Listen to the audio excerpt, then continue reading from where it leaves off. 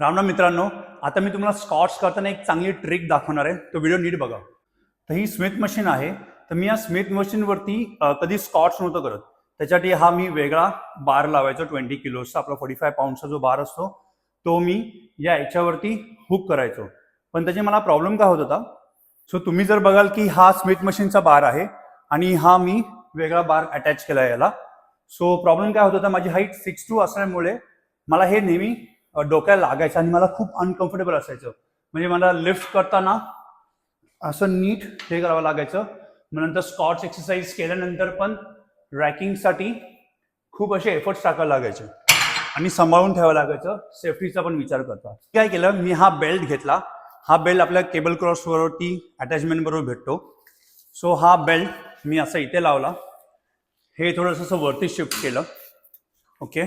आणि हा इथून एक राऊंड घेऊन,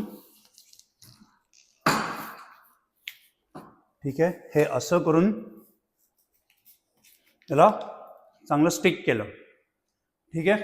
आणि त्याच्यामुळे काय झालं, हे वरती होल्ड झालं आणि मला अगोदर जेव्हा मी स्कॉट करत होतो तेव्हा ही अटॅचमेंट इथे होती, ती आता मला अशी वरती घेता आली. तर आता तुम्ही बघू शकता की मला जास्त बेंड होण्याची काही गरज नाही आहे आणि मला रॅक करणं अनरॅक करणं खूप इझी झालं आहे स्कॉट करताना. त्याच्यामुळे मला काही प्रॉब्लेम येत नाही.